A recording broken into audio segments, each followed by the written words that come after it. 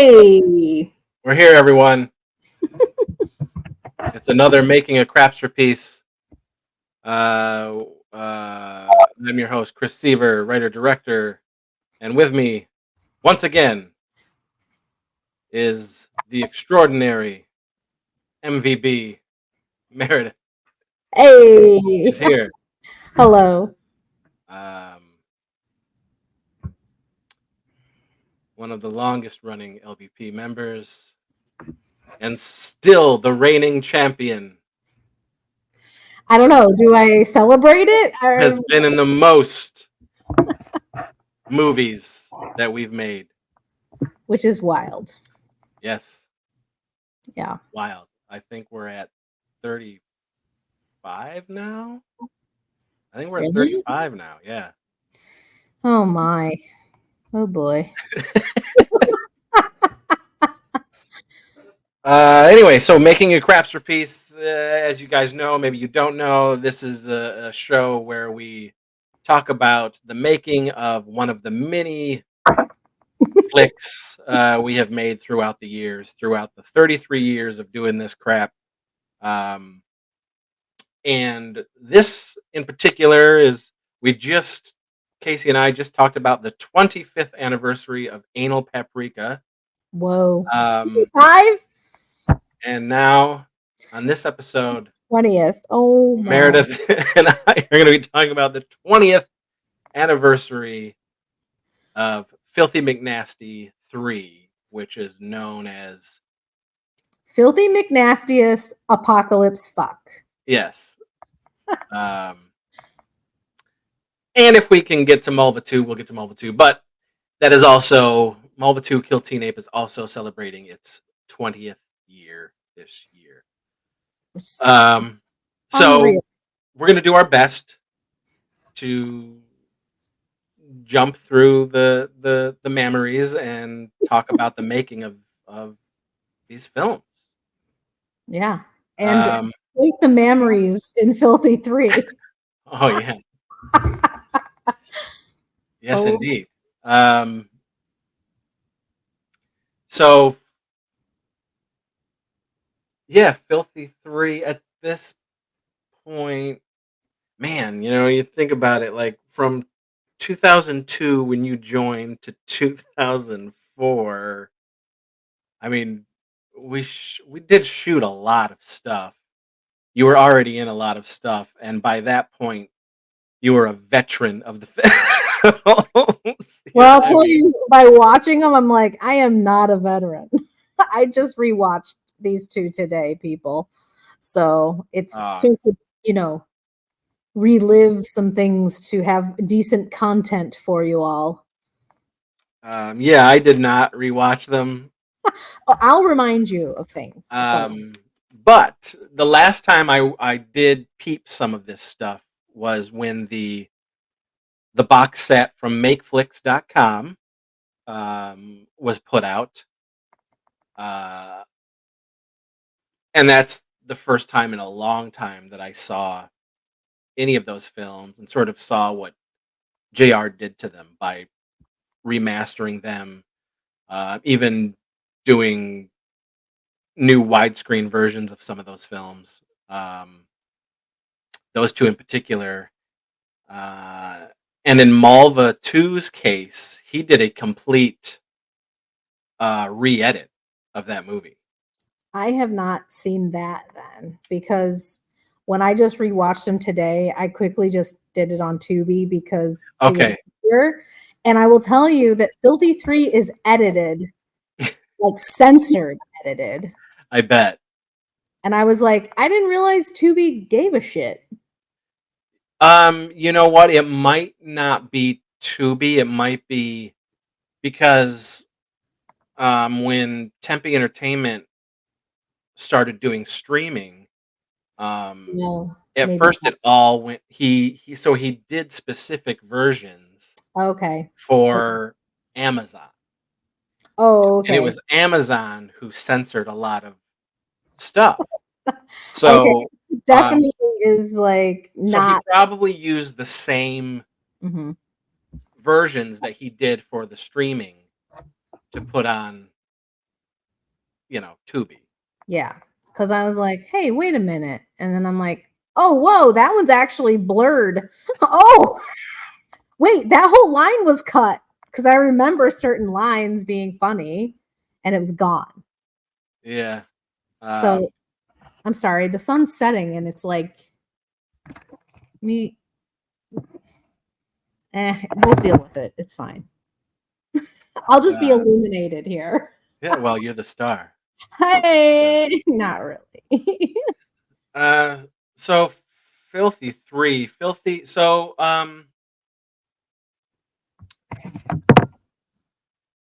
Filthy Mcnasty 1 was shot in 2001, and that was the initial deal that was made when Tempe Entertainment bought Mulva Zombie Ass Kicker. Mm-hmm. And part of that deal was to make Filthy Mcnasty with Debbie Rochon. Then those two movies got put out on two separate full moon discs. Kind of like the B side, right? Yeah, Like they were actually the special features oh. on both Hell Asylum and Dead and Rotting. Yes, I hate those. I think those hit in 2002, I believe, on those full moon discs. And what happened was those special features was getting more attention In the movie. than the movies themselves, and critics and reviews were saying, we're praising Mulva and Filthy Mcnasty for what they were, and that they were far more entertaining than the full moon films. And so that sort of word of mouth spurred JR to do the double feature and to launch Splatter Rampage. Right. And Low Budget Pictures was like the first, you know, movie quote unquote studio that would be under the Splatter Rampage label from Tempe Entertainment.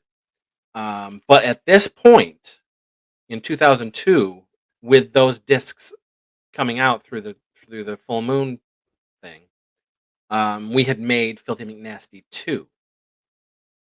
Of course you have, because it was a whole year. There's probably 3 more movies. Well, we made Quest, and see, this is what I'm saying. So Filthy Mcnasty 2, and at first, Filthy Mcnasty 2 was only put out through us. So it was basically a convention exclusive only, and it had its own DVD that we had made. So it was crap. It was garbage. And it wasn't until the sales of the Mulva Filthy double feature that JR was like, "Oh, okay, do you want to do more of these movies?" And that pushed the whole Mulva 2 and Filthy Mcnasty 3, but the buying of Filthy Mcnasty 2. I see. So we were getting paid to make Filthy Mcnasty 3 and Mulva 2, and sort of, within that deal, Filthy 2 got to be grandfathered in. To be subsequently put out on its own disc with part 3.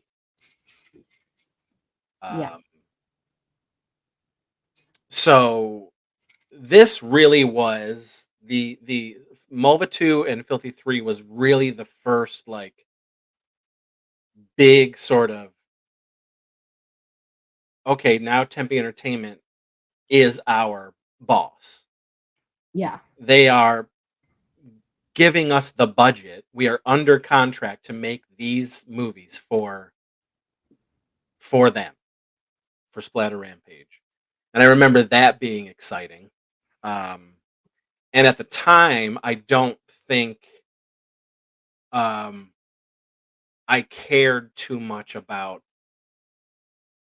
the sequel thing because we were making other movies in the interim. You know, Mhm. if you're a fan of low budget pictures, um, then you know. But if you don't know and you're watching this for the first time, we are a very prolific group of people, and um, especially those first uh, that first chunk of time in the early 2000s, we were pumping out movie after movie after movie after movie in 1 year. So regardless of the fact that we had done Quest for the Egg Salad, Filthy Mcnasty 2, and we were about to do Mulva 2 and Filthy Mcnasty 3, we had also just shot Heather and Pugly Drop a Deuce, Mhm. and would go on, and we shot Bloody Giblets in 2003. That was before Heather and Pugly, yeah. Yes. Um, and then later in 2004, we shot Blood Trim. So it was a constantly moving thing. These were just sequels within the pages of LVP at the time. LVP universe, yes. So at that point in time, I didn't quite have that. Ugh, do we have to keep making these sequel type?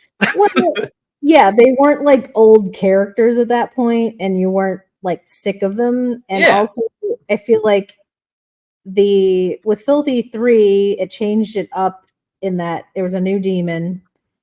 It yeah, wasn't the same demon, and then also Mulva 2, not to, like, combine both of these together, but was kind of set as a spoof movie, right? So you're fitting a different theme than your normal. yeah, yeah. Because and everything really, was people were just discovering this stuff thanks Yeah. to those full moon discs, to the distribution deal, and the double features and all that stuff. The Tempe stuff was just happening, and so we were, it was really sort of, you know, as cliche as it sounds, it was blowing up at the time. You know what I mean? And so it was all fresh and new and exciting. Um, Yeah, and we were younger and had a lot of energy. and so the idea of Filthy 3 and Malva 2 was exciting to me, and it was just like, ooh, more. What more can we do to make these movies sillier and weirder, grosser, or whatever it was. Mhm. Um, in the case of Filthy 3, definitely. Um, so obviously between Filthy 2 and Filthy 3, there was a falling out with one of the people. Um, I will never regret it because it was needed. Um, and that sort of led to having a new demon. Contrary to a lot of people's belief, the Filthy Mcnasty movies 1 and 2 had nothing to do with the name Phil. It Oh, right. No, oh, I like, never thought of that. oh, I people just thought it was people Filthy, not Filthy. yeah, people Phil was a afterthought. Phil was a name that was Just used use. in the movie that was before Filthy McNasty called Bone Appa Die. Um, Phil Right. was just my idea of a funny, normal name for a demon. Yeah, The right. Filthy McNasty thing, I never that thought about that. yeah, that was, uh, because of an episode of The Fresh Prince of Bel-Air, and Will calling somebody a Mr. Filthy McNasty, and I never knew oh, that. yeah, and I always thought that name was funny, that, Filthy McNasty, and if we were gonna make these types of gross movies, spurred on by Lloyd Kaufman saying, "Push the limit, Chris," um was like, okay, Filthy Mcnasty. We'll call these movies Filthy Mcnasty. So they had nothing to do with Phil the Demon. As far as I was concerned, the demons were these schema sex demons. So there could be a variety. And for me as a writer, it was much more fun and freeing to be able to do part 3 and Mhm. realize that, hey, there's more demons out there and this is going to be fun. They have their own personalities. um, and Do I don't they? know. I mean, do you? So the birth of D'Artagnan was happening. I don't know if you remember our conversations or when it came down to, hey, yes, it's going to be Meredith as the demon. Like, I can't remember. I don't necessarily recall that initial conversation. I know that I feel like you were like, we're going to do a third Filthy, and I think it would be funny if you were the demon or something like that. And I was like, okay. I'm like, It probably came down to just that. Like, yeah, I don't wouldn't it be funny if Meredith was the demon? You know, it might have been a Lauren idea at the time. could have been. Um, and because she was very integral uh, for a good chunk of those years on story and what we thought was funny together. So it Yeah. could have been her being like, "Oh my god, Meredith as a sex demon." You know what I mean? Jeez. Yeah. Um, Definitely a different type of role than I had had in the past yeah. Oh, with for you. sure. And I think a very like, I mean, it opened up a lot because then I was like, okay, it seems like she's having a lot of fun doing these really weird ass gross characters. I would rather be a gross character than like trying to be cool or sexy or something. I would way rather be like the weirdo. Oh, look, weird. Like then my shirt even says it. Uh then try to be, I don't know. Yeah, I think. Well, from my standpoint as the writer, um, there had not really been too many people who could play the straight man in the films, Yeah, it's freaking hard. but you were so good at it, and so it was like, oh well, now we have somebody who is fun to watch, entertaining to watch, but has the awful job of being the person who people can relate to coming into the film Mm. with everybody else wackadoo surrounding you. You know what I mean? Mhm.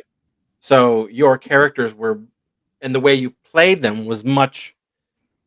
It was easier for fans to accept because you didn't seem like the boring exposition. You know what I mean? Mhm. Um, and I think, and listen, really, like Heather had a personality. Yeah. Jill has a personality. Yeah. They just happen to be normal, Right. you know. Yes. So D'Artagnan was the first time we really got to like play with voices, My. play with your physicality, and then of course stick a bunch of latex on your face. First time of now many. Yeah, Never again. I'm done. Done with the mask. prosthetics. Yeah, yeah. Fuck We those. can't talk about why, but No. Well, I mean, I think there's been enough time in between everything that I forget like how fucking awful it is, and I know it's bad. Like I not like, oh, it was fine. I know it was bad, but I don't think about it how fucking bad it is until you're in it again. And I've agreed. And I'm like, fuck. was 3 that bad though? Because of the people behind it? We had like No, it was helpful because we had an actual like effects crew, like team. Also, it's funny when I rewatched, I realized that they must have not been there like the first day. Yeah, so the first stuff with you, it was just me and Lauren doing your makeup. Yeah, but it wasn't actually like, the makeup. It is what it is. Yeah. But the intestines when I killed Jen's character Juliana are like nylon stuffed with like batting, like foam, or batting, and then like cotton, and then later on, I can't remember whose intestines get ripped out, but they're like actual gooey, gross looking stuff, and I'm like, oh, we Yeah. didn't have those when we shot the earlier scene, apparently, or we would have definitely used those. Yeah. I mean, you can tell on a production when we have an effects person and when we don't. Yes. And that's true to this day, you know. I'm thankful that the cover of Filthy Mcnastiest is all like airbrushed Yeah. so Yeah, that but D'Artagnan looks solid. yeah, but they were using the shots that Right, but I mean, that it's the like effects people Photoshop on the use. cover so that it's smooth and nice. That's how, I mean, cover. Of course, you're gonna not make it look fucked up on the cover. Um, But it was nice having someone like people that were like attentive to it. I do remember, I mean, and this has always been the issue with that fucking mask, that this comes off right here. At one point, I was eating pizza during the Filthy 3, and like a little chunk went into the chin area. And also, there's like cotton in here just to keep that like elongated. Anyway, I got the worst zit of my fucking life. And I think it's because the pizza fell in there and we got it out, but that grease was just sitting. And I yeah. had like, it was so bad, I remember after the fact. And then I did it again and again and again, whatever. Yeah. Um, I'm looking at my notes. yeah, what do you Upon my rewatch, I had completely forgotten that there was an opening, like the cold open, whatever was Andy Kopp and Budnick with the PIA, which comes back in other movies, people. I was just like, oh, was this the first mention of the PIA, the Paranormal Investigative Agency? I don't know. I kind of feel like it might have been. It might have been. It might. But I just was like, oh, Andy. Yeah. So the opening was shot at a convention Yeah, in Ohio. in Ohio. A pretty cruddy convention, I remember. But it was fun. It was fun to shoot. It was fun to get some cameos in there. Yeah. Um, this was also the first time where we had like as far as I was concerned, like we had uh, like a pretty big deal, like porn star in the Oh, yeah. movie. Cherry Brady. Cherry And Brady, I who will go ahead, sorry. so she and that role was written for her. Um, I got a random email, probably at the end of 2002, maybe early 2003, um, from Cherry Brady, and Cherry Brady is a voluptuous magazine model and had done porn. She's a all natural big boob model. I am a connoisseur. So I knew who she was, but the email kind of like I didn't believe it, because I was like, "What? Um, I don't buy this." And the email was saying, "Hey, I just saw Mulva Zombie Ass Kicker and Filthy Mcnasty, and like I laughed my ass off, and I love B movies. I want to see more. I want to be in one of your movies." It was just like, this is bullshit. And so I wrote back and I was like, hey, is this real? Ended up it was real. Sent her more movies. She loved them, and she's like, listen, I will do anything. She's like, you don't got to pay me. You know, he's like, I'll pay for my own room and flight and all this stuff. Uh, and I was like, really? Like, okay. And she showed up. And she actually showed up. I wrote the part of the female Max, Maxine. which was originally played by Dave Ottavino. Max in 1 and 2, but this was like a female Maxine sort of. And she actually showed up. I will say was so fucking prepared, and when I watched it, I was like, for all the like cameo type people who've come in and out, like that, like she did a like solid job. Yeah, dealt with us fucking wackadoos. And so we had, Jerry Brady in the movie. Yeah, I remember effects crew. We had a budget. Yeah, wild, right? It was wild. And this was Jason McCall's first like leading role movie. Because up to that point he just played bit roles. He had done T-Bone already, but they were all just little bit things here and there and stuff. And I was like, no, this is going to be your starring movie. And I remember he was very like nervous about that, which is, if you see his performances in these movies, it's just like, what?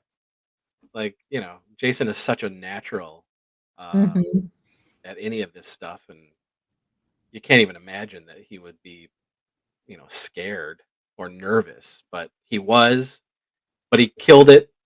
Yeah,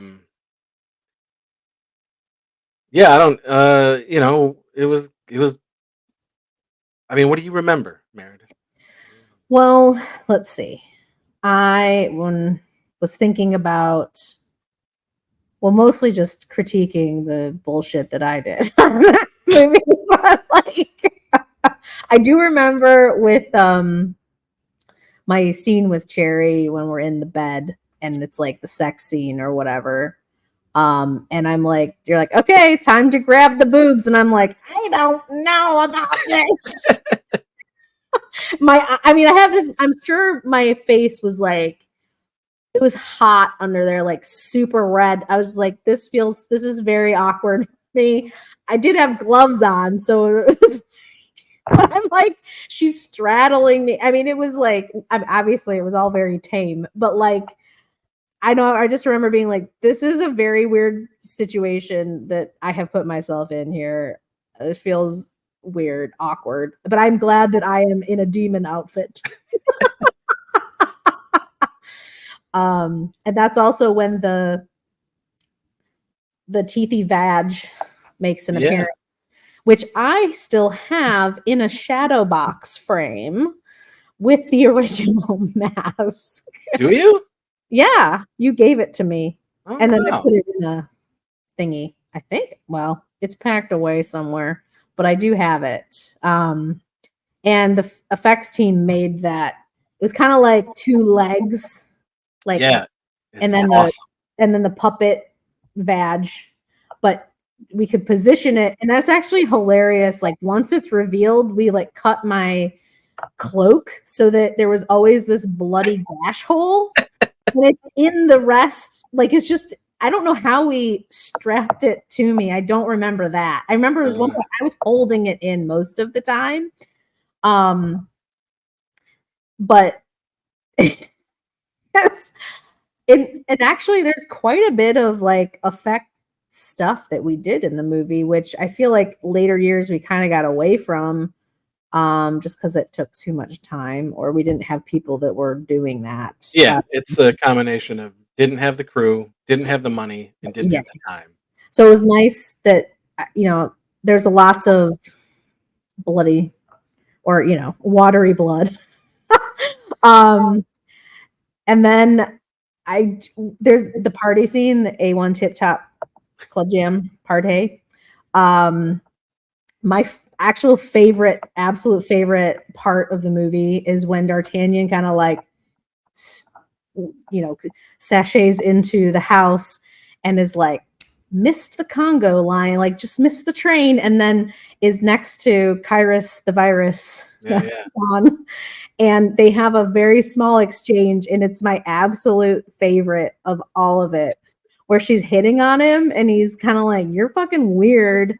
And then there's silence and he's like, oh, and I'm like, yeah, I farted, Phyllis, and like walk away. I don't know. That just like really, I remember thinking how fucking funny it was. And part of it's because of how John actually, reacted in the scene and did it all. Yeah, John was in the original Filthy Mcnasty. So he kind of reprised a little role there. And then it was fun to have him sort of pop up. And then he did Quest for the Egg Salad. He shot most of Quest for the Egg Salad. And he plays like something in Quest for the Egg Salad. But and then in 2016 he popped up again. Wiener Pete. As Wiener Pete. For Death o' Lantern the remake, which is finally coming to official Blu-ray later this year. When Makeflix releases the Death o' Lantern trifecta onto a Blu-ray, a special edition Blu-ray. Well, yeah, that little exchange, I was just like, oh, it felt like such a, like, they're at home with these lines, and like it just seemed like it worked really well, and I thought it was one of the funnier parts. Another thing I didn't remember until I watched it was that Teenape is in this movie, however, it is not Casey. Yeah. And that threw me for a second. I was like, wait, what? Oh, right. So anyway, we have a fake Teenape, basically. Yeah, so Matt, who is also Diamond Dave in the movie. He had double duty. Matt was also the maestro in the Heather and Pugly films. He would pop up as different little characters throughout the years. But at conventions, because Casey just stopped going to the conventions.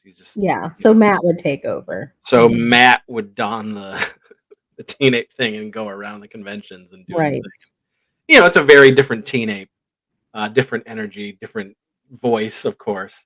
But it was the introduction of time travel. Right, which ties into Bloody Giblets. Yeah.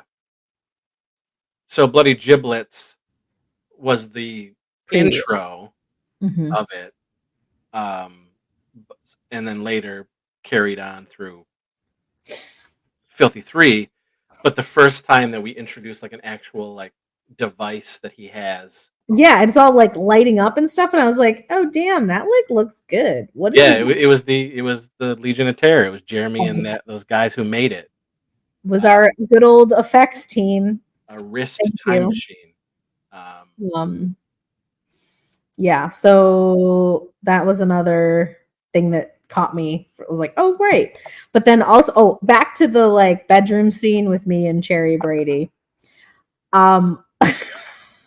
I remember, you had written in that when D'Artagnan gets excited, she starts quoting movie lines, or Scheme Sex Demons do. And you were making me do the Total Recall lines and like in an Arnold voice, and they're so fucking bad. And I remember you being like, no, more like this. And I'm like, I can't do it. It's kind of like the fake laugh in me. Doesn't really go well. But that makes it funny,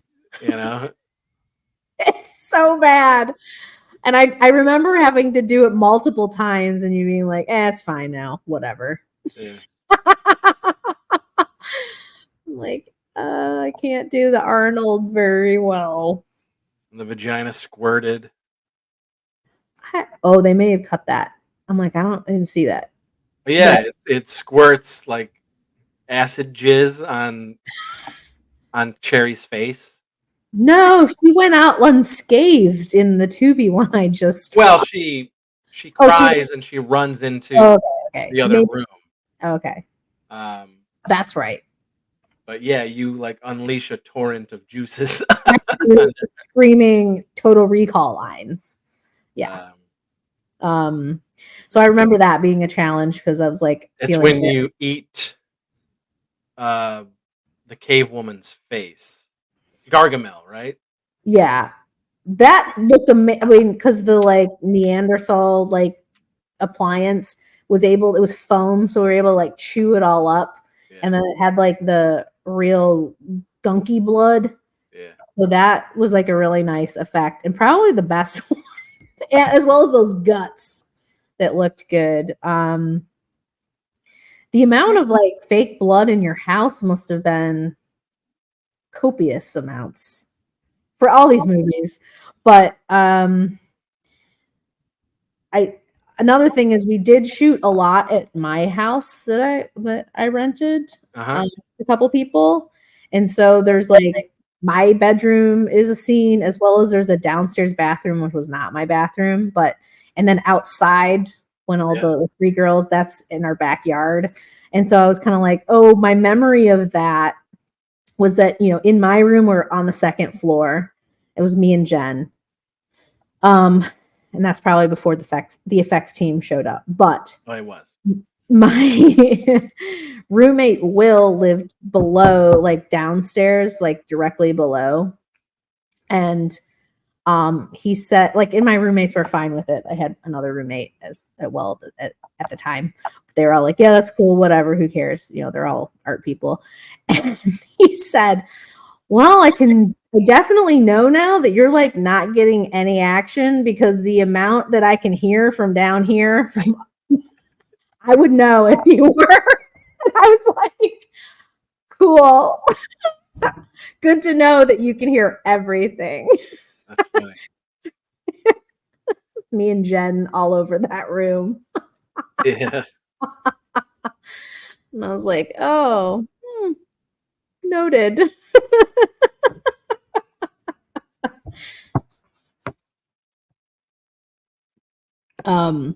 The only other really like note I had was at the end with all the zombies. AJ and Sean, I know. Zombies in that. Was that their first like foray in at that time? Not for Sean. I know Sean, but not for Sean, but it was AJ's first like on-screen thing. Yeah. And then he was in Mulva 2, and then it just went carried on from there. Yeah. Yeah.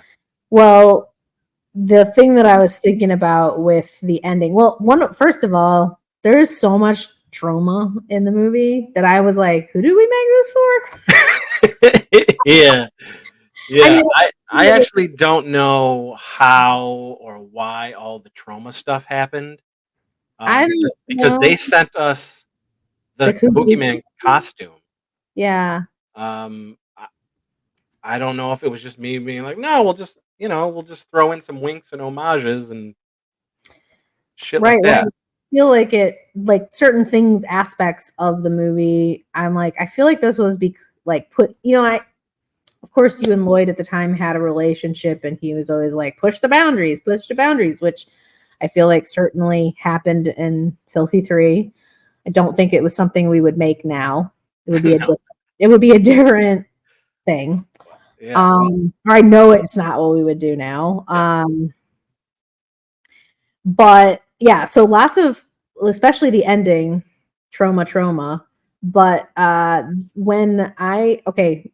sure I've said this in other commentary and stuff, but my biggest fear are knives and blades of any kind. And there's a freaking sword that is going to be stabbing me and is right here on my neck.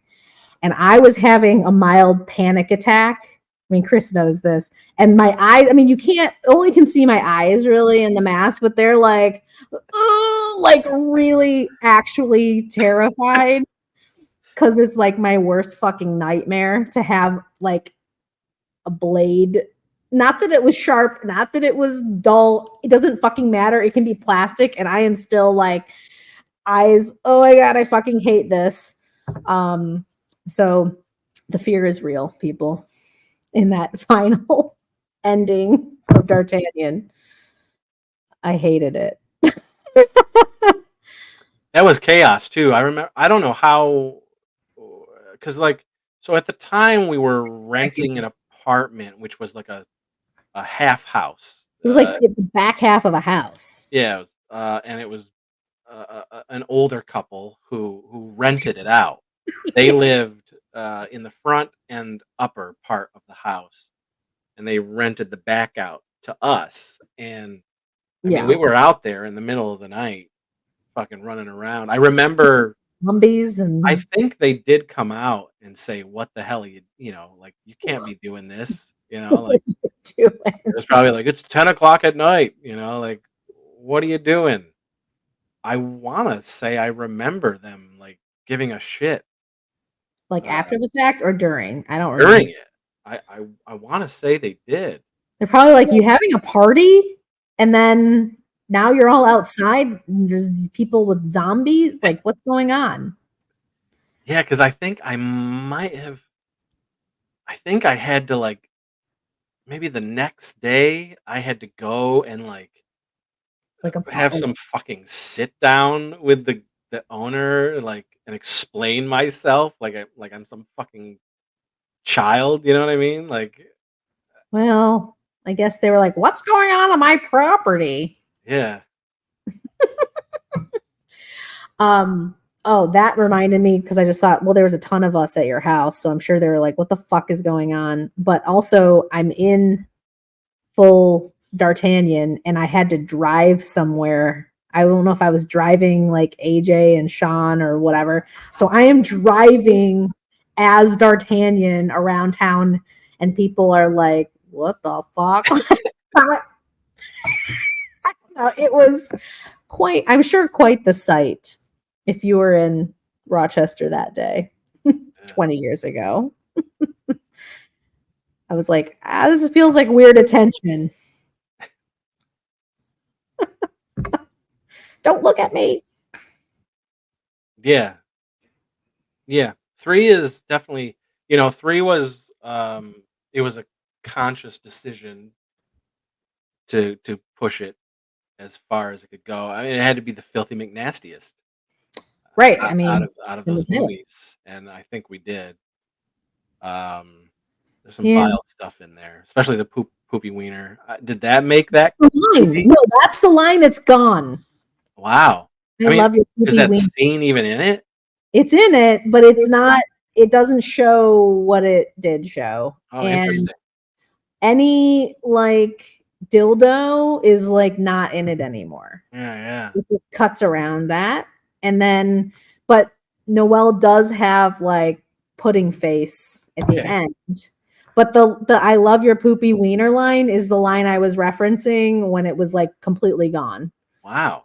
And I was like I'm watching it and I'm like, oh, this is the line that's so funny. And then it was guys, if you want to see the uncut version, if you've only seen these movies on Tubi, you got to go to Make. Are missing. Yeah, you're missing a lot. You got to go to makeflix.com.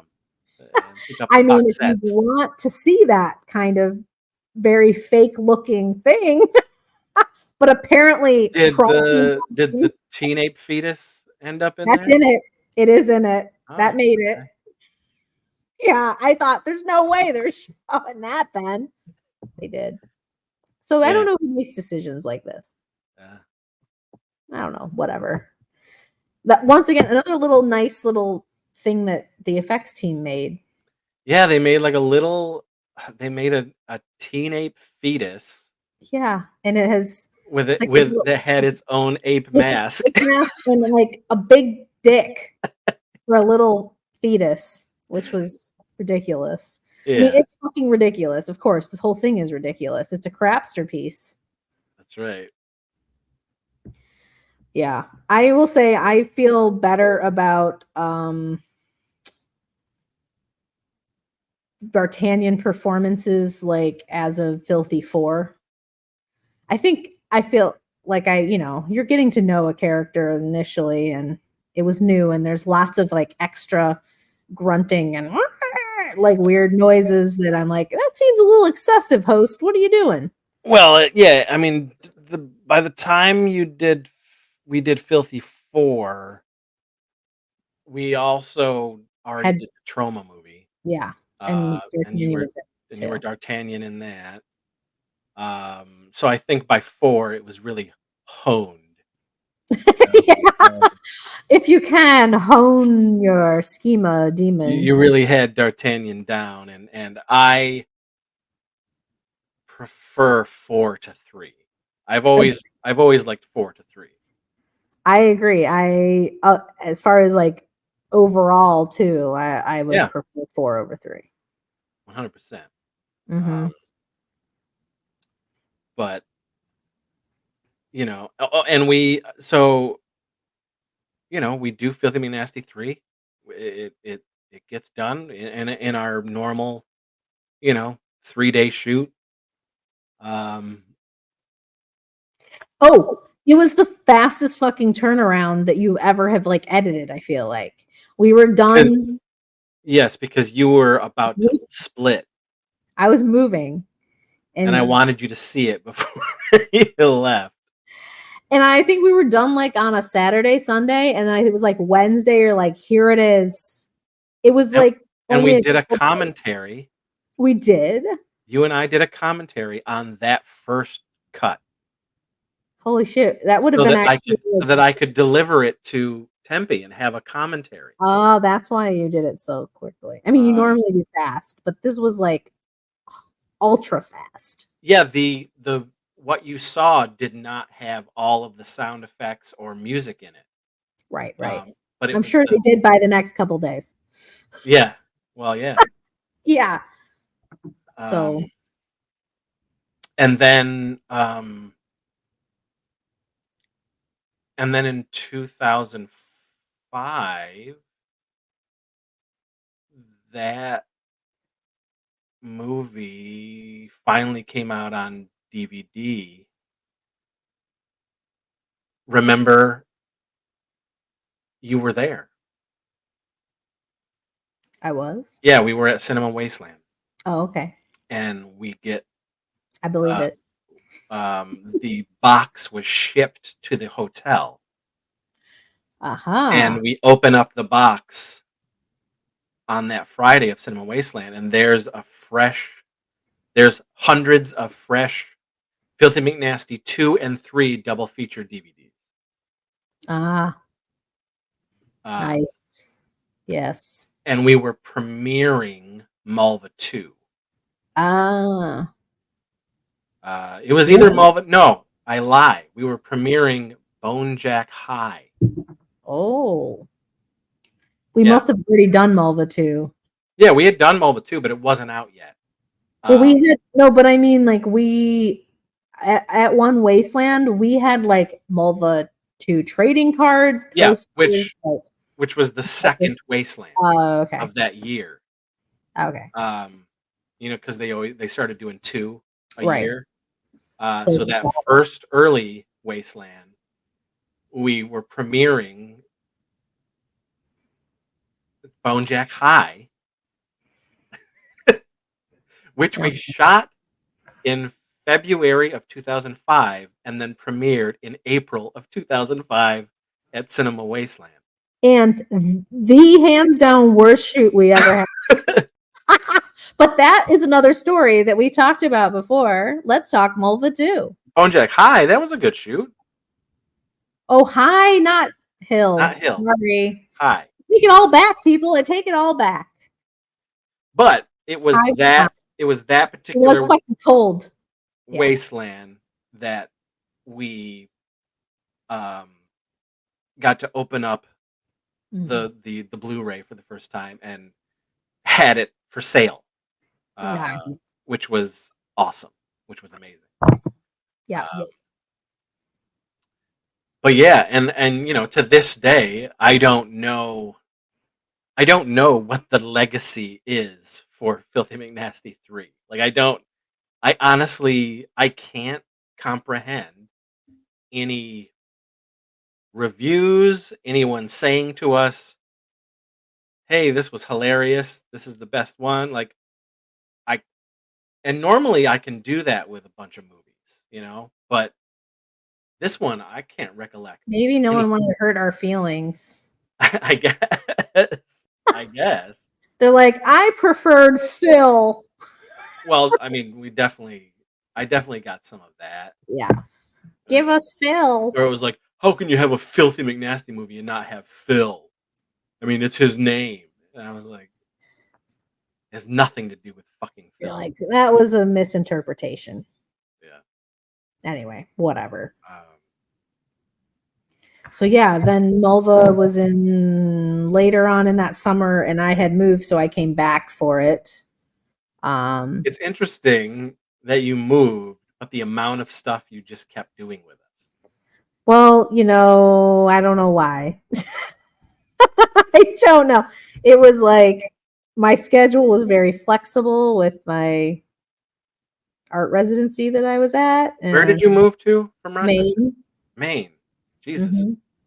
How the Yeah, hell did we do that? I've just come back for like a long weekend.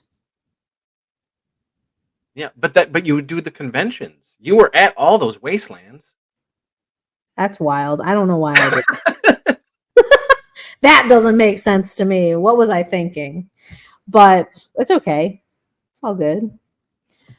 Mulva 2, excuse me, I should say that. Was the Kill Teenape, the spoof movie with an all new brand new Mulva. Which as I was watching it, I'm like, I wonder if people just saw this and were like, what the fuck was the first one? I don't understand these weird people.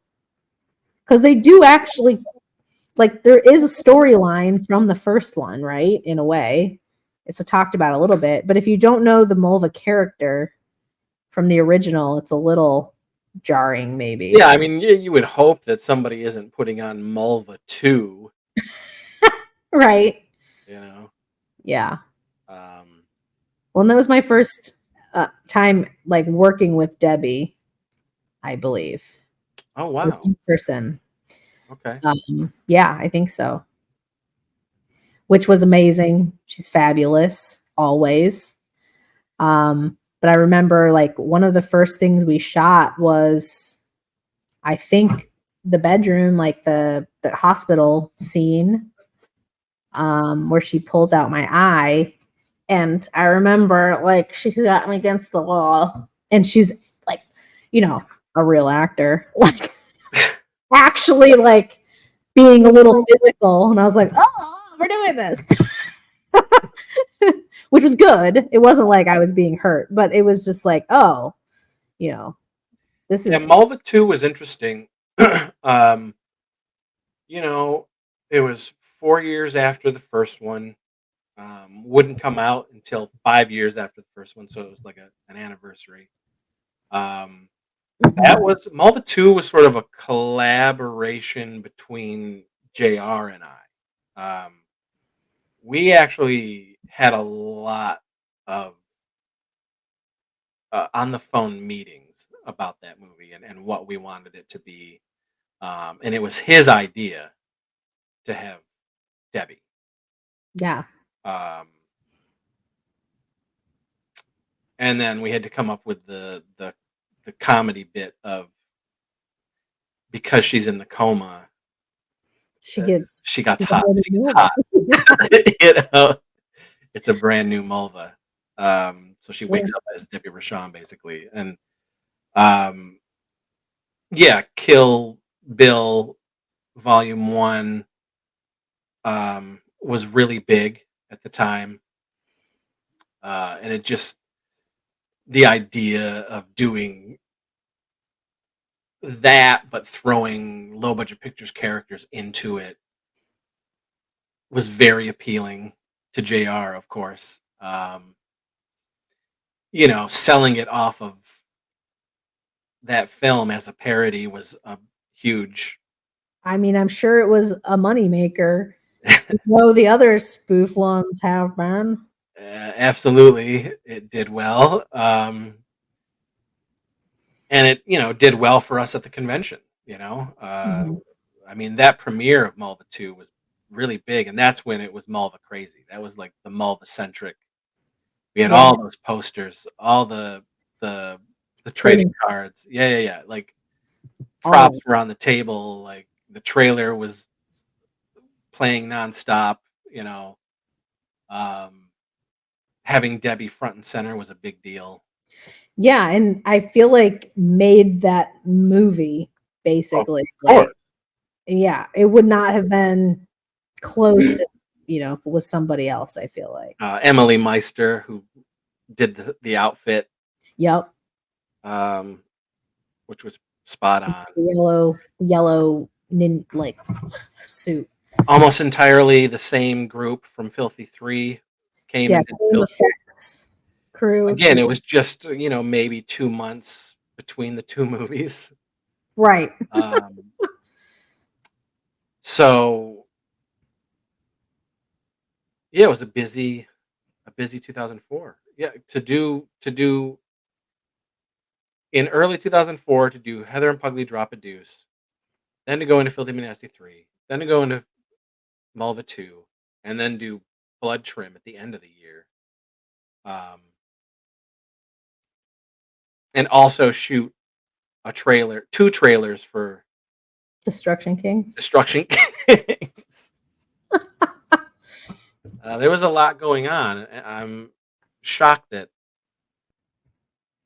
we did that much and managed to pull them off. You know? I don't know how, but it happened. Yeah. Mulva 2. Well, I remember, I guess I'm kind of thinking chronologically because I do think we did shoot like me and Debbie kind of first, but there's a whole beginning where Heather gets out and goes into the hospital. And I remember that was just us being like, okay, shit, let's go shoot this right now. Hopefully no one says anything. And then we'll just turn around and get the fuck out of here. Like in a real hospital. Yeah, yeah, yeah. I think it was probably just you and me. I don't think anyone else. So we Yeah. didn't. I mean, I'm holding a plastic axe and I'm, got a Red Cross, like, the nurse thing on, or like, well, not really nurse, but Heather version. And here I am. I have it like behind my back. We have all these different random shots of me like actually walking in. And then right as we're probably about to fully enter the hospital, it's like, all right, let's get out of here.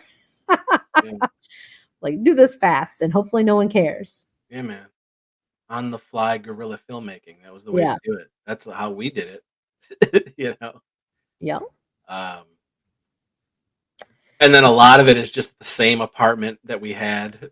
And then of course Lauren's father's The warehouse. warehouse, which became a very big part of LVP's history, Yes. and also a very scary area in the town, in the city. Well, what's funny is that watching Mulva 2, when Mulva finally finds out like where Teenape is, I think from Proudfoot's like, he's at Crystal Lake. And then we go back to the warehouse and that's where, and he's like, yeah, I didn't, so he says something like, I didn't get something about Crystal Lake, whatever. And I'm like, oh, it must have been raining or we lost a location or something. So we're back at the warehouse. Probably. I'm like, not shocking. That's funny. Yeah.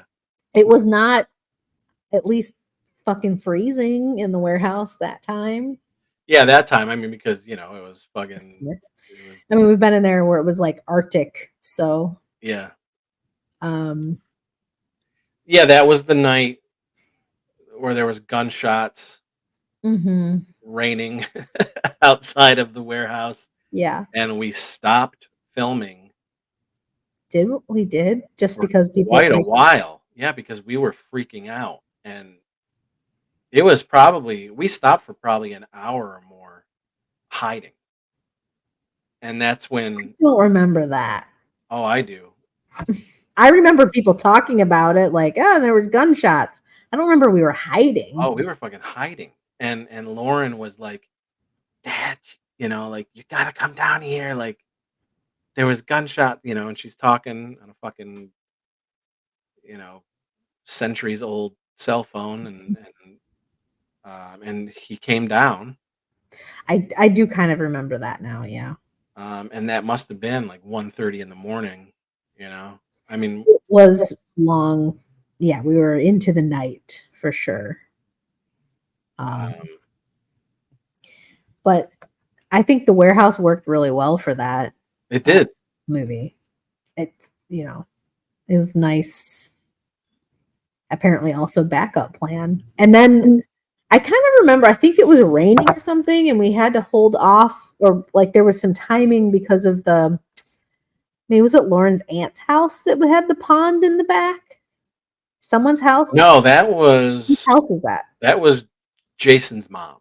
Oh, really? Yeah. Yeah, remember we went over and we actually had like a barbecue over there. Yeah, his mom made like food and corn on the cob and all this stuff for us. Oh, And we shot a bunch of that, you know, yeah. a bunch of that fight out Mm-hmm. there. I think Which was that was cool. like perfect sort of version, our version. Um, yeah, and I remembered it before it showed up on the screen, but I'm like, I feel like there's a Kermit the Frog moment. Lots of, sight gags always. Yeah. And with the effects team, because we have that fake torso and fake head, we use the shit out of it. It is like there are so many beheadings. Yeah. Actually, my favorite beheading is the fart beheading. Yeah. The lesbian Pugly, scene. Pugly farts off Jenny Lee's head. Oh damn. Oh, damn. Are we fooling anyone that that's not me? Like, am I just a random other character? I mean, unless you're a fan. No, I don't think anybody ever brought it up unless they were Yeah. like, "Oh, it was funny to see her play so many." Yeah. Multiple things. But yeah, there's really like a decent amount of blood and some action business. The axe on the drill. Mm-hmm. I mean, that was good. Yeah. Jeremy and Batty doing the effects again. Of course, Emily's costumes were great. And that made things. It was really easy to write the script. It sort of brought me back to when I wrote From Almost Night Till Almost Day, which is the parody of From Dusk Till Dawn that we did in Right. 1996. It was so easy to sort of just the the crux of the film is already laid out for you because Right. You just kind of are inserting your dialogue and characters you into these roles. just threw LBP into Kill Bill Yep. and so the script was really easy. Um, the jokes that I was coming up with were just playing off of the serious stuff in the original film. Mm-hmm. So I remember thinking it was very funny and very clever, and how we were able to sort of on zero budget replicate, you know, Right. in our own way. You know Yeah. what I mean? Yeah. Some of those iconic scenes. Mm-hmm. So that I remember that being really fun. I thought it was so funny when we try to nerd up Debbie and make her old Mulva, like original. Yeah. With the, like shit wig and like chocolate on her face and like The glasses and the outfit and everything. Yeah, yeah. which is Good. hilarious. Um, Yeah, so there was an attempt to get the original Mulva to Oh. do Mulva 2. JR even so it didn't work with me, and I tried. I did reach out, uh, Mhm. and then JR tried, and Oh, even offered a money amount, and they you were know like, "No." the original one said no, which Well, I think is it's for the best. yeah, it totally works out exactly how it should. Um, and it's sort of you can't even imagine it any other way. You know what I mean? Right. Yeah. A lot of stuff came out of her saying no. Mhm. So it added to a lot of imagination and creativity. So, Yeah. it's not my favorite. Um, I know people like it, but I, look at it as a very this is funny coming from me, but a very cheap film. Um, I don't know. Some of the movies we've done up to that point felt a little more. Um,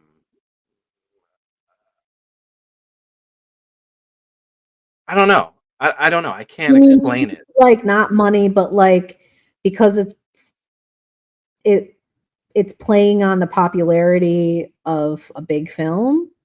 Or what do you mean by cheap? You don't mean budget, right? Well, I mean budget. I think the way it looks is really cheap. Um, Mhm. it it's one thing that I sort of can be have humility about now is knowing that I was wrong all those many years and all those movies about how our movies should look. You know what I Like just mean? caring what it looked Not like? giving a shit. You Yeah, know what I mean? fine. Because all I cared about was the dialogue and the characters Mhm. and how funny it was. That's it. I didn't care about anything else.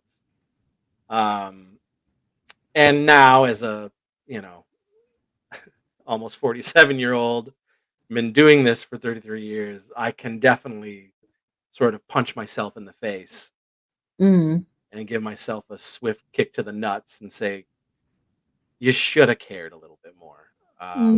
Hindsight. Because I might like those movies a little better if they did look better.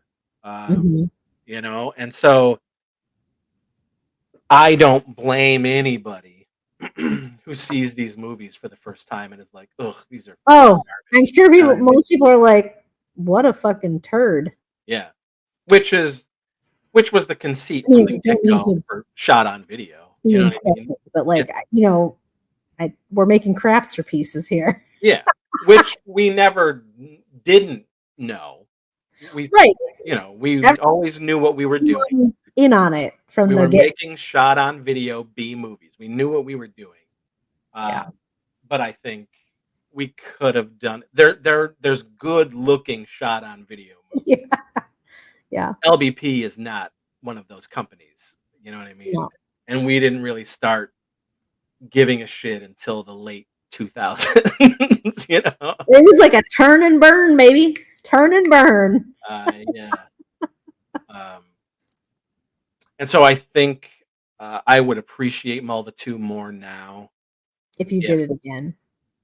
well, if Looks we better. gave a shit about the way it looked, you know, had somebody else do it where I didn't have to do it, Yeah. had a different camera, you know. But at the time, that camera that we were using was JR's quote unquote top Fancy. of top of the line Yeah. mini DV camera. Um, Oh, quality has changed. that he let us shoot three Filthy 3 and Mulva 2 on. Oh. Um, and now, I mean, they on the Makeflix Blu-rays, the restored box set that Makeflix did, I mean, they look even better because he was able to go through and color correct and do things like that to them. They're still shot on video pieces of garbage, but he tweaked them a little bit more so that they Mhm. look a little classier than they used to. um, Just a tiny bit. but I think the comedy is still great. I think it's clever. Uh, I love that Brad Austin came back into the group, um, and Brad was an original member of LBP, um, and I hadn't seen him in However many years.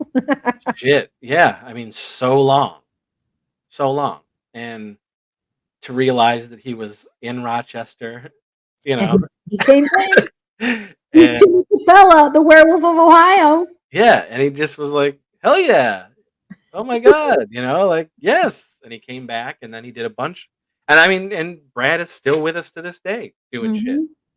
Mhm. So that was a fun reunion, and he's funny, and he improvised that song. Yeah, I know. I was thinking, I think he made this up Yeah, himself. it Not just in the it's to I just said emulate I Still Believe, but with what's going on in the movie.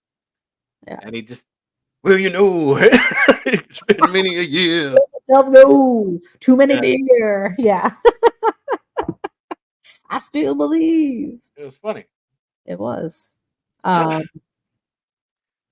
Werewolf of Ohio was a wink and a nod to our buddy Matt Brassfield, yeah. um, which was one of his films. Wasn't Matt the dead body in Filthy 3 at the beginning?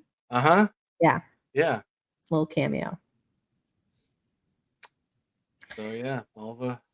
The other thing I had about Mulva is that um, something that has played, I feel like, played a role since then, plastique.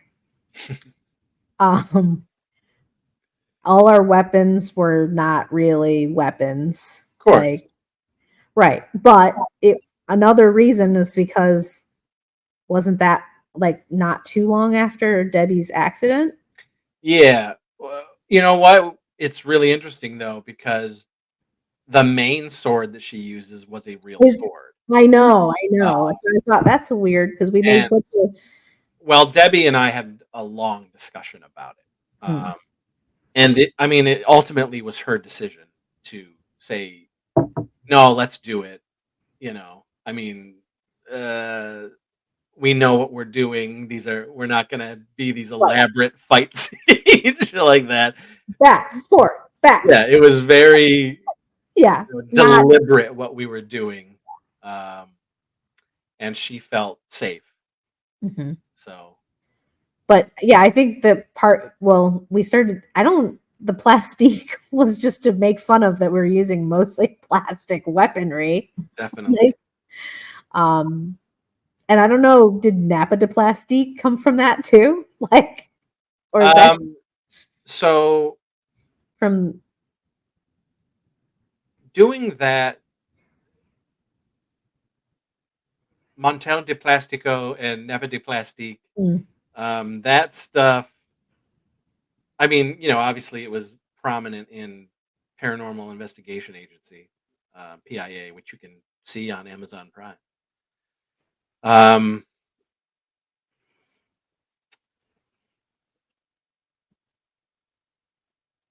I don't know what the theme what is with plastic. Um, it plastic? might just be because we are cheap. The company's cheap. Everything we use is cheap. Um, Playing into that. Yeah. I have always thought the word plastique is funny. It's amusing to me. Plastique and plastic is two very different things. Um, so in movies or TV shows, when somebody would say, "Get out the plastique," I'd always like giggle. um, yeah, so I don't know. I mean, I don't think there is a conscious Mhm. correlation to it.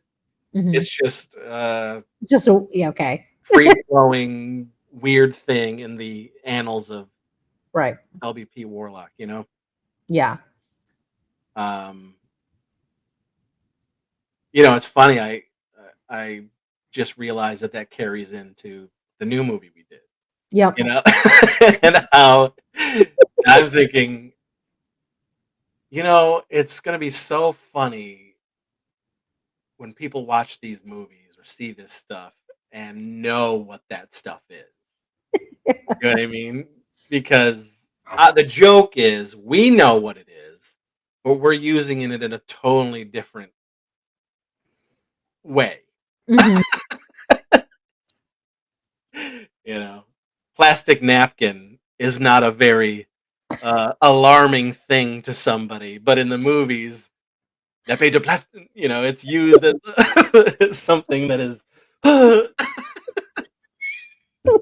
Yeah. something great and powerful and terrifying. Plastic. So Yeah. Well, I'm trying to see if I have anything else like that I kind of jotted down here, but um the only other thing I have is that I still have that freaking eye patch and it's been hanging on my rear view mirror in every car I've had since in that's the 20 amazing. years. If That's someone a wants it and the price is right, it's yours. come on, man. Gotta save some things. That's Yeah, history. it's funny. It's like very sun faded. It's still hanging there. It's all like stretched out and I have to like double over. I don't know. It's become a staple in the car for no reason. Oh, actually, thinking of that eye patch, this is another thing I remembered that, covering one eye when you're not used to that, it kind of fucks you up. Like, my depth perception was like way off. I was feeling dizzy and kind of like funky at first. You get used to it, but I remember being like kind of off feeling and like a little bit from having one eye covered, which was I didn't I will expect. say this. I do remember. So I did end up getting like a lot of like pervy, gross comments about Really? you in the nurse's outfit and everything, and yeah, you Fucking know, throughout the years, I have gotten all sorts of you know, unsavory messages and you know yeah. things about Meredith, and that I've always just deleted Thank you for shielding me from and that. blocked. And I never, you know, what's the point of sending these things to any of you girls? You know, it's just like it has no. It's just gross and garbagey. Um, and I always felt so protective of all you girls. You know what I mean? Like you're my fucking friends, and this is, you know, this. I don't know. It was weird. Not that there weren't good ones. There are definitely nice messages and Mhm. you know normal human beings saying normal things, like decent, good compliments. But there was always like the creep. Um, you know, Yeah, understood. And I'm glad to not have seen any of that shit. Thank you. yeah, I think it's naive to think that you put on a nurse thing and someone's not going to fucking comment on that. It's such a trope. It's ridiculous. Plus, it was just like a goddamn like it was a doctor's robe. It was not actually a sexy nurse I know. outfit. I think the whole thing. It's It just was the whole get up and everything, and yeah. you know, people really enjoy Meredith in these. Lazzaro was like my worst performance ever. No, not ever. But like I was like, oh god, at least it got better slightly. I'm not an actor, people. I am not an actor. No, you got. I mean, way better. You know, you are one of Well, the. you gave me lots of practice with lots of movies. Well, I think that's something to say. You know, and I get this a lot in interviews. you know, when they say, "Where did you get these people?" and I say, "They're my friends. They're not actors." Mhm. And they're like, "Well, I beg to differ." And I'm like, "Well, I mean, me, no. Some this people was their acting class." You know what I mean? Like, do you need someone to be over the top? Because that's all I know. LBP, Yeah. because we've done so many movies year after year after year, um, all of you guys just learn to make Chris Seaver movies. You know what I mean? You Um, trained us. and so you got good at At that. doing these movies, you know? Um, and that's pretty cool, you know, because but I think there is a significant leap from 12 Inches of Dangling Fury, Meredith, to I agree. even Drop a Deuce, Meredith, I agree. And you I know? will say, I think part of that is that we had the script in advance. Well, I mean, but, you know, if you I also knew the character better. there was a lot more push and passion Yeah. from you by that point. Um, Right. and I think and it shows. It fucking shows, you know? And then Jesus, from that to the Weirdsies, get out of here. You know what I mean? Like, I mean, yeah, Well, people we're consider talking you like 15 years or something. at that point. Yeah, I mean, what is it now? 2002 to now, 2024. Where are we at? We're at 22 years. 22 years. 22 years and 35 movies that you've done. Mhm. That's crazy. That is wild. Some might say I'm crazy for doing that. So you can see why an outsider who likes this stuff would be like, "Oh, fucking Meredith is one of the MVPs of LBP." You know, I mean, she's Mhm. you know, and folks, not only was she in these movies, but she was the fucking like assistant director, assistant camera, assistant fucking produce everything. Like, you know, the on-set fucking person who kept shit together.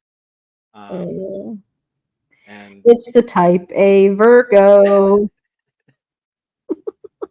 um, so, you know, I No, think I just helped where it was needed,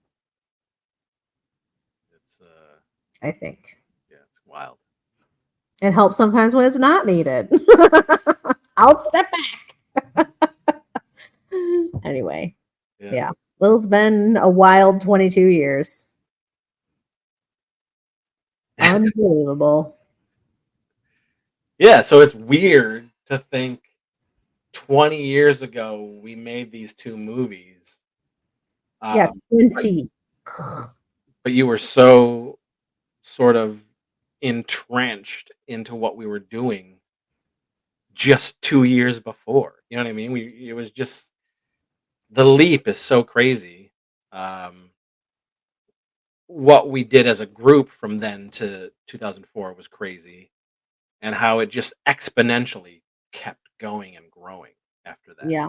It's Well, it was like 2002 was kind of a transition time, right? So 100%. Yeah, things I mean, it definitely was.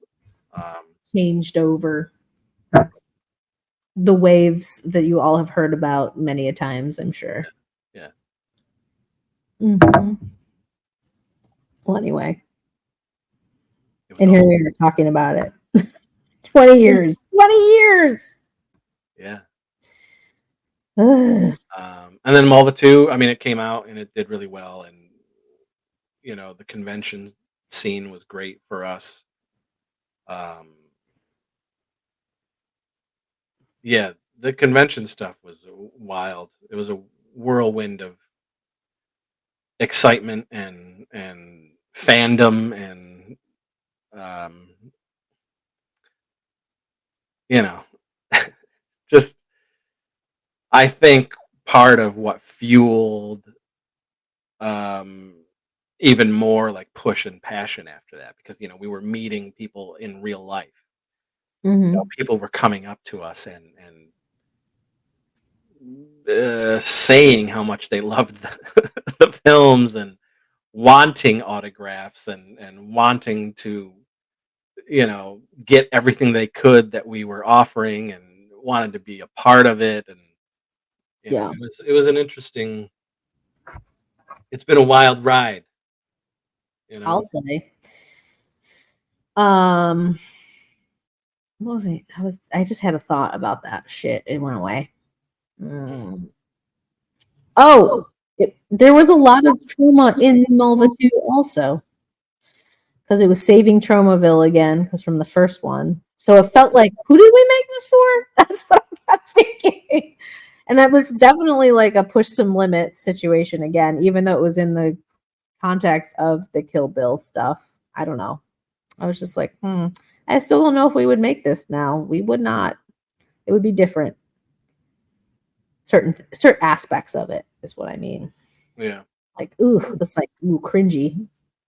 Bad that way. maybe it depends.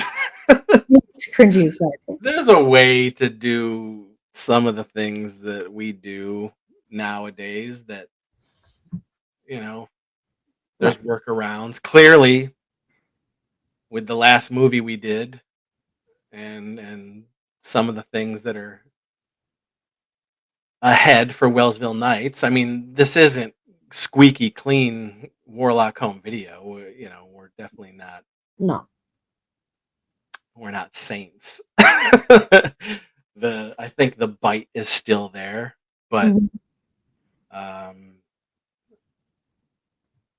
a little more conscious of what that bite is, Yes. and what it could say and what it could do. I guess, Right. Yeah. Yeah. um, but yeah, I don't think I don't think we've lost our touch. No, I'm not saying that. I think that there are ways of doing things now that make more sense and are not, I don't know, being more conscious of stuff. That's all. Definitely, definitely, and that'll show greatly in the new feature that we did.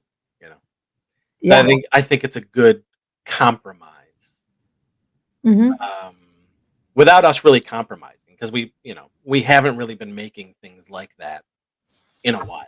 So, um, One day we'll get to talk about it. what man, wouldn't that be great? I yeah, mm, Yeah, well, it's silly. almost a year since we shot that fucking thing. How things have changed. I know. It'll be great. It'll be One great when week. we can talk Well, about it, yeah. and it'll be great when that has an anniversary. Now it's a year, and it's like, oh man, so long ago. But there you go. Yep. All right. Well, I don't have anything else. No, I mean, you know, twas a footnote in the memory and memories of low budget pictures. 20 years of Filthy Mcnasty 3, Filthy Mcnastiest, Apocalypse Burke, Look. and Mulva 2 Kill Teenape. Um, I know Mulva 2 you can see on streaming. Is Filthy 3 on streaming? That's how I watched it. Oh, okay. I didn't dig out my copy. I just was like, Oh yeah, let's see. you said it was okay. Yeah. Yeah. Yeah, I did. It's not the full version. Yeah, so guys, if you do want to check these films out on your own accord, maybe you haven't seen them maybe you are a fan but you haven't plugged in those holes yet of stuff you haven't seen from us. Um, Make Flicks offers a really, I mean, that's 15 films, you know, that we made for Tempe Entertainment slash Make Flicks, and they offer them on a big Blu-ray set. Yeah, all packed together. It's impressive. They're all remastered, and they have brand new special features in addition to the old features that were on the original discs when they were out on DVD. Um, so they're all there. I mean, that's a big chunk. That's 10 years and 14 movies. The Tempe entertainment years, I guess. Yeah. That's at makeflix.com, so you can check some of this stuff out. But if you want to see the censored versions, Censored, shitty looking ones I guess you can go with commercials on the streaming sites. Doesn't matter. We don't see any of the money from either of them, but they're out there. You can find them.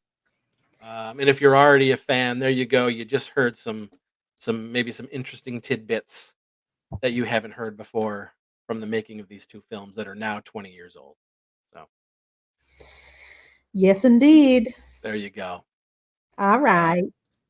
So that's it, guys. Thanks for watching this episode of Making a Crapsterpiece with my very special guest, MVB Meredith Van Bonage, the one and only. And we'll see you on another episode. Farewell. Real soon.